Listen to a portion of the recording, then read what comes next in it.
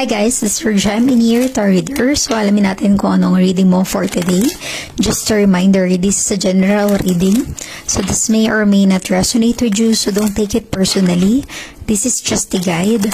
This is also a timeless reading. So kung mapanood mo ito sa ibang panahon at ibang pagkakataon, possible na nakatadhanang mapanood mo ang reading na ito.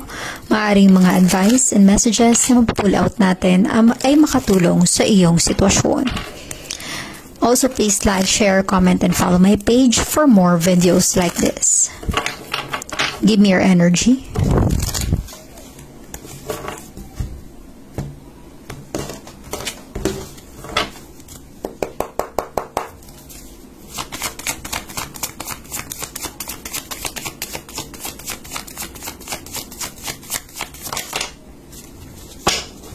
Okay.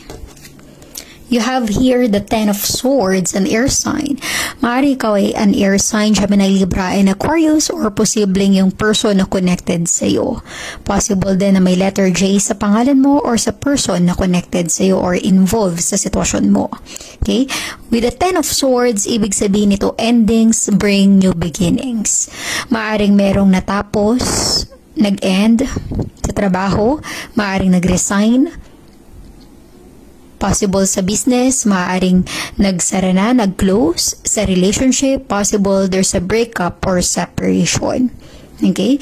So, the Ten of Swords is something na para bang meron ng tinuldukan or tinapos na sitwasyon, pero ibig sabihin nito, hindi yan forever na, end na. Meron at merong bagong simula or umpisa na darating sa buhay mo. Okay? So, para bang, this is some kind of a process na merong nag-end sa sitwasyon mo pero merong bagong darating.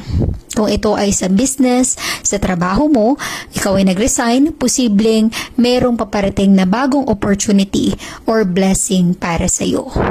At kung ito naman ay sa relationship or sa love life, ikaw ay nakipag-break, nakipaghiwalay, kung hindi man new connection or new relationship ang darating sa buhay mo, maaring newfound freedom, 'di ba? Kalayaan. Ito yung moment na taking care of yourself, self-love, self-care. Okay? Know your worth, know what you deserve. Kung ito ay particular sa relationship, maaring hindi naging smooth sailing ang connection mo with your person. Ang dami niyong problema. Para bang hindi na kayo magkasundo. Ang dami ng mga challenges sa relationship, pero natapos na ito, natuldukan.